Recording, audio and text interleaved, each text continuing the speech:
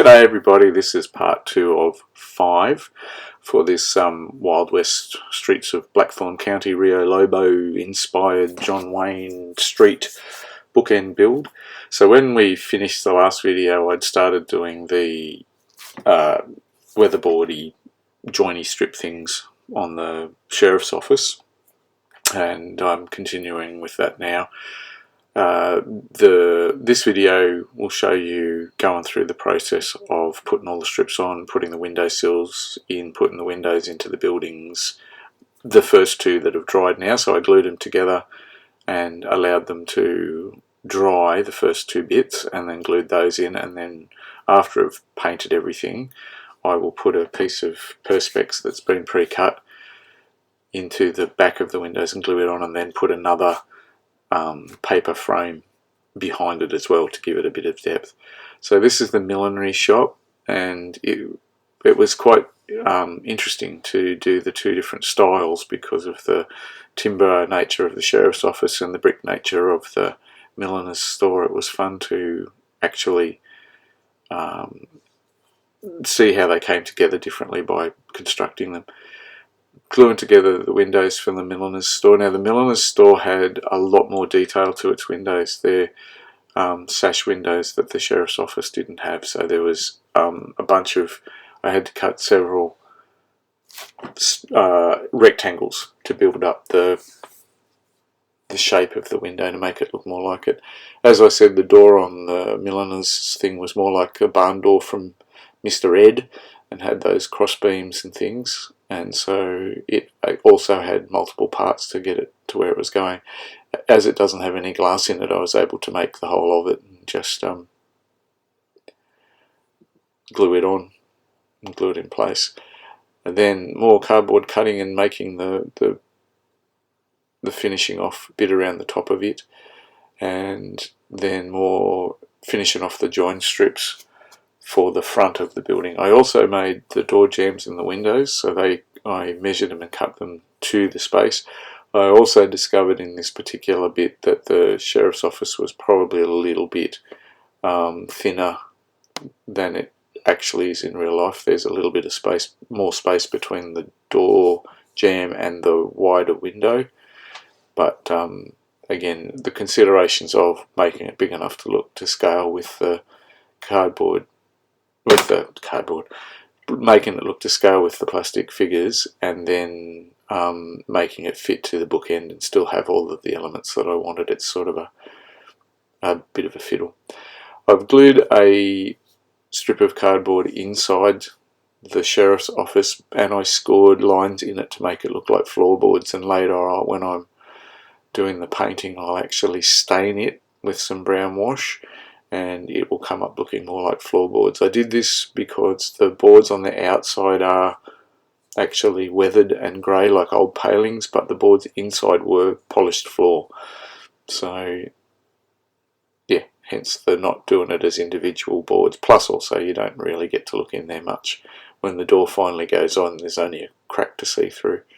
So I know that I've done it, but it's not a huge feature of the actual model when you look at it. If my dad watches this, he might go and have a check it out though. So, long process, just gluing all of these bits on. So I spared you lots and lots of the doings of that and just took you to the end where it's glued on. Now it came the part to build, start looking at the verandas. So then I had a look closer, and there's a door tread on the Millinery Shop, and then trying to build the framing for the sheriff's office. So the bit that I glued together previously needed its supports to connect it to the building, and I had to cut the little bird mouths into that the same as you would if you're putting rafters on a house. And so it was cutting a little notch in them so they sat onto the bearer properly, gluing them on, watching them fall off, gluing them on again until the glue took, and having a solid enough structure there that I could start to put the shingly weatherboard, don't know what you call them when they're boards across the face of the veranda.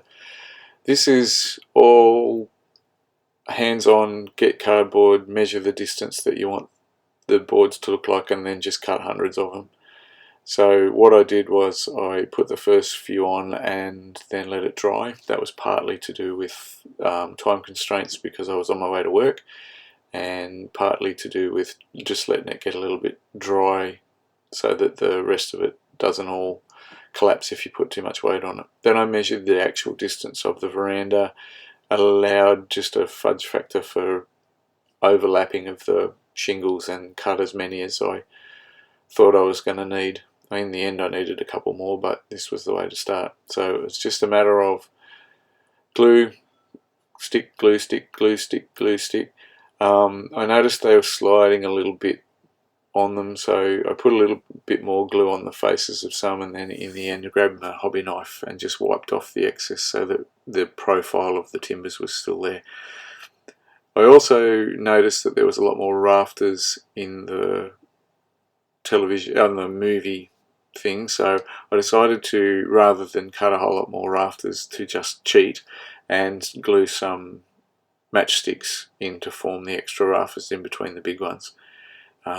I did a couple and then left it for a little bit later. So this was making the floorboards for the front veranda. Now, like I said, I did the floor inside the sheriff's office was just cardboard that I made the impression of the floorboards in with a pen, but I cut these individually for the outside because I wanted, one, it's probably the easiest way to do it, but two, I wanted the washers and things to get down in between them and really make the profile of them stand out, so that when you paint it, it looks really good.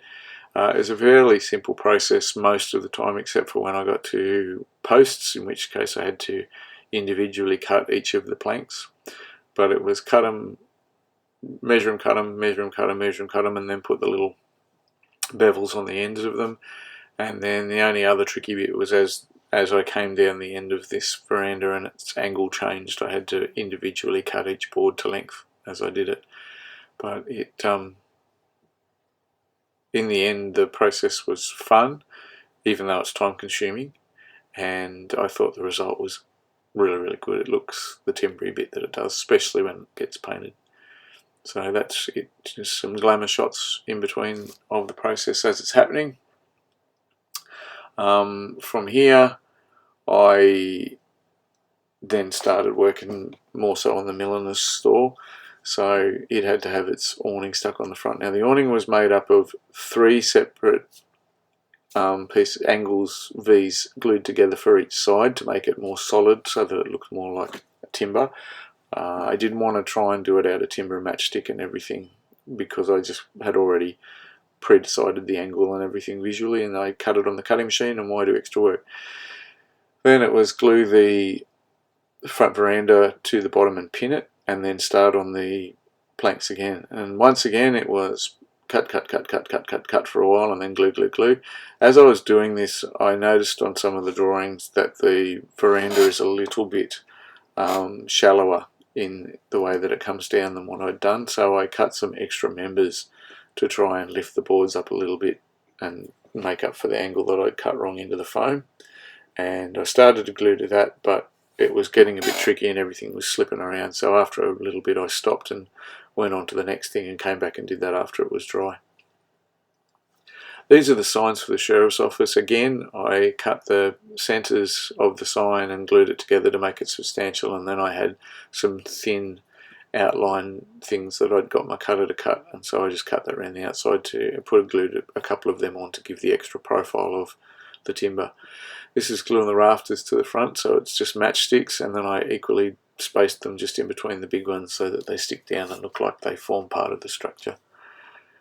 Once I'd done all of that, then the 3 things I'd glued together for the side of the milliner's store had dried, so I measured up the width of the window and started cutting the boards to become the, again, don't know what to call, shingles maybe, the boards across the front. So glue, glue, cut, glue, glue, glue, glue the frame together, and then use some super glue to stick it onto the building. And once it was solid and sorted, I then went and cut the little planks that I'd cut and glued them onto the face of it in the same manner that I'd done them on the sheriff's office, and so it was glued in place, and they just started to put some glue on. These were a bit easier because they were shorter in length, so they didn't slip around as much as the sheriff's office had, but I still put the glue on the top and then used the sharp 90-degree blade of the hobby knife to take off the excess glue. And there you go. Then it was back to gluing the front veranda, so once again just the same thing that I'd done previously, and cut and cut and cut and cut, and you see a little pile of lumber building up as you go through it all, and then you see a pile of lumber diminishing as you start gluing it onto the face of the building. So it was just a repeat sort of a process. So I've cut that down for you a little bit to save you minutes and minutes and minutes of watching. When I'd finished doing the verandas, I did the door jamb around the Millinery Shop door and the window sills, and it was custom fit them to the size that's on the building. So cut a basic rectangle to the right length, glue it in place, and then just use the tip of the knife or the tip of a pencil to push it right into the corner and get it looking square, and then put some extra glue around the edges of it to just blend it all in so that it wasn't sticky outy. The same thing for the window with the windowsill and the edges and the surrounds of the window. I was really pleased that I'd spent the time on the windows for the Millinery Shop, because when the surrounds went on, it does have a lot of detail to the windows and they look fine. It's not the focusy point. Looking at the bookends when they're finished, it's just an overall sort of a look, but if you do look at some of the details closer up, it's fun to just have them there, just from the point of view of making it look good. This is the beginnings of the 3 sheriff's chairs that's on the front veranda. So I got some toothpicks, I got a 1mm drill bit, and I drilled holes in each of the matchsticks, the matchsticks, and split a few. So it was a process that was arduous, would be the word. After I had done all the drilling of the holes, I then got some paper clips and cut them to length, just snipped them off in little straight lines. So it was bend the paper clip out straight and then cut it off to length, and glued it in between the matchsticks to form the rails that run across the bottom of the chairs where you put your feet on when you're sitting if you're short, and glued them together with each of their pairs. After I'd done this, I thought that this was a fairly labour intensive way of doing it, and although I was going to do the same thing for up the backs, the matchsticks split too many times, so in the end I just did it with cardboard. So I glued these together, made the bases for the chairs, and then just let them all dry before I assembled them, which will be what happens in the next video, the assembling of all of the chairs together, and then the painting of them all. So and that's just about it for this one. Thank you for watching again. I hope you're enjoying the doings of it all, and I'll see you on the next video. Have a really good day, and I'll see you next time.